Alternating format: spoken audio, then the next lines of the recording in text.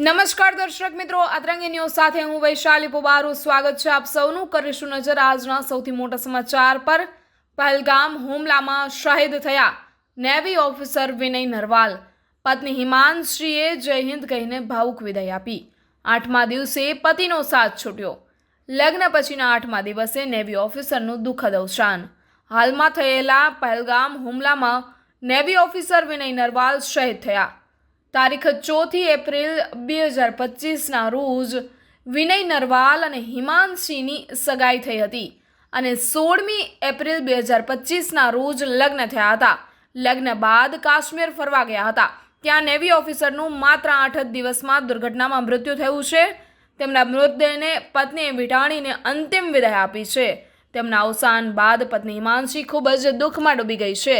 સામે આવેલા વિડીયો મુજબ હિમાંશીની આંખોમાં આંસુ છે અને પોતાને સંભાળવી મુશ્કેલ બની રહી છે.